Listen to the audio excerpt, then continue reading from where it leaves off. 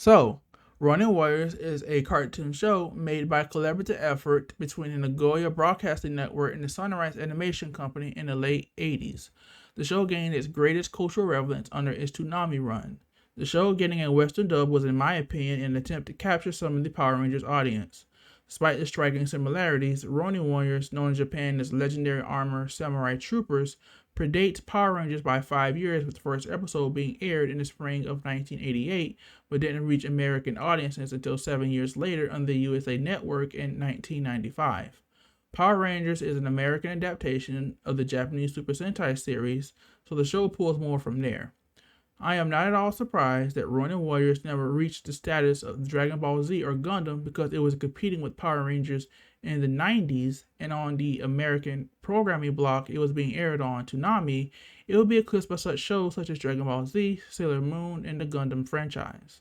It doesn't help that the principal show is 2 seasons over 39 episodes, killing any momentum the show may have built up in the West, as it doesn't take long for the show to run out of new content.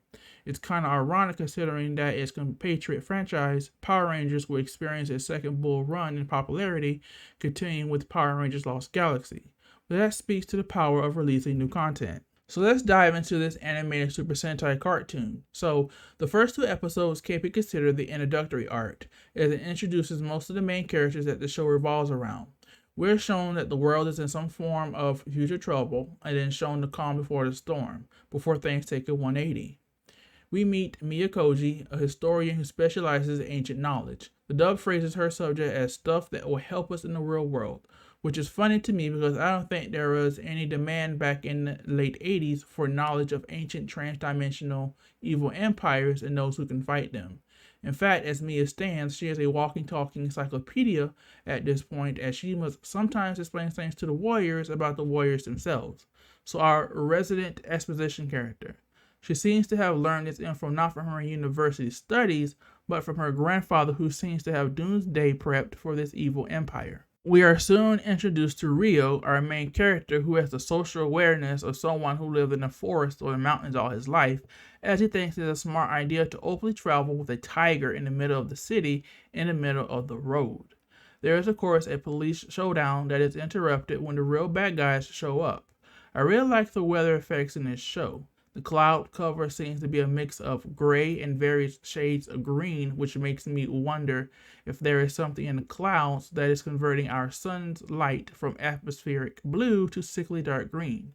A quick Google search indicates that green clouds might indicate that the clouds have high levels of nitrogen and chlorine in their makeup. With the invasion occurring, people panic and soon the city is deserted.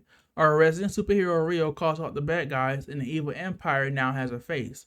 Wearing green armor that reminds me of the Zaku's from the Gundam franchise, we are ushered into our first battle of the show. Rio barely dodges and looks to be injured to bleeding, but it's revealed that he is wearing red armor under beneath. Now, despite being a common soldier or mook, Rio struggles against his foe until he is saved by his comrades from a fatal blow. Here we are shown that the armors have some durability, which means that what may be injuring Rio is not the sharpness of the blade, but the blunt force or kinetic energy being released by the impact. In fact, throughout this entire show, I don't think the armors are ever visibly damaged. I noticed a reused animation used during the battle. So, we are introduced to the other warriors, Rowan, Sage, Kento, and Sai. And so, we are also introduced to the main armor colors for the show as well. Red, dark blue, green, orange, and light blue. One thing I appreciate about the Dynasty soldiers, the evil empire is called Dynasty, is that they use a variety of weapons despite being common soldiers. Ryu and the group face one using a Kusari Gama, and we have shown one later using a Yari. The second demonstration of the Dynasty soldiers' abilities is important, as it is shown that their weapons are strong enough to cut down or cause critical damage to helicopters. That is what the common soldiers are being equipped with, by the way. Imagine being hit by one of these bad boys without the assistance of mystical armor. Now, I am no battle strategist or battle-hardened warrior, but if I'm surrounded 5-1 in an all-out war or invasion, wouldn't I go for the kill? The 5 warriors are wearing armors or battle suits at this point, but the armors are not covering their heads or faces. You're also handling a mid-ranged weapon.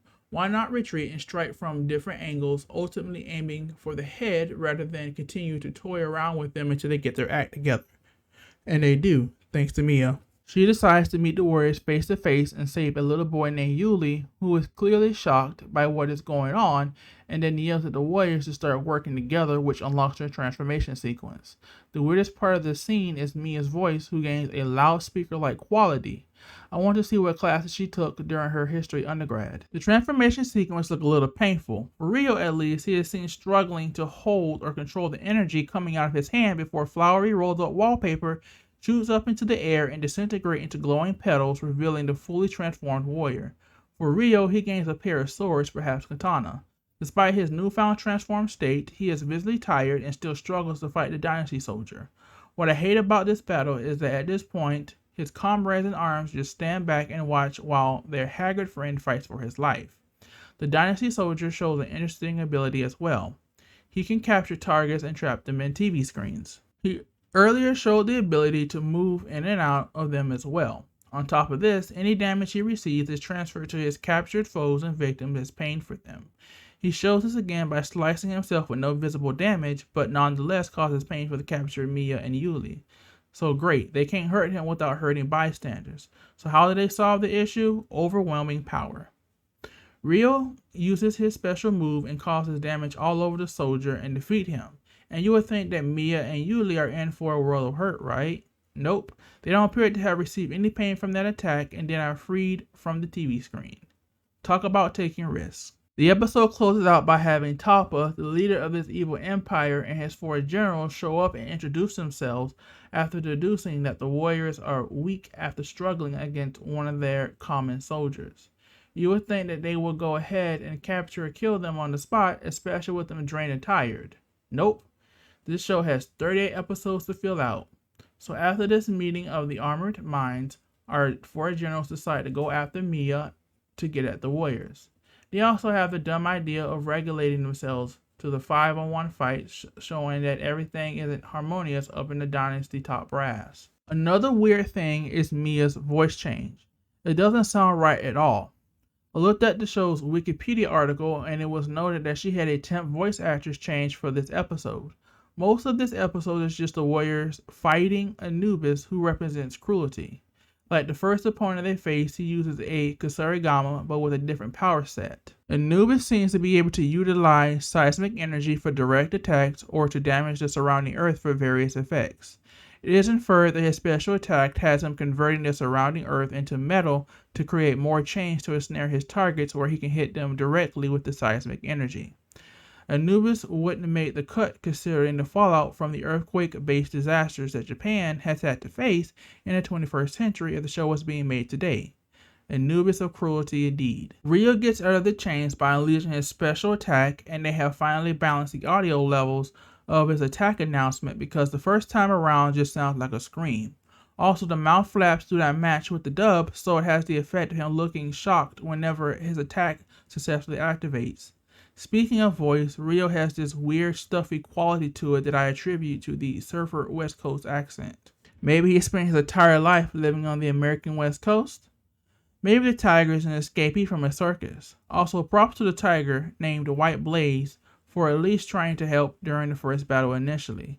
Anubis isn't dumb, and after Rio gets out of his chain snares, attacks him head on with his seismic energy, knocking out the warrior. 4 to go. Talpa senses that there is no change in their state despite Rio's defeat and scatter the warriors before Anubis can get jumped by the power of friendship. Friendship ganking? Yeah, let's go with that. When we return, we will be looking at the next arc, aka the reunion arc. If you like my content, please comment, like, and subscribe, and look at my video descriptions for the various social medias. Everybody have a great day.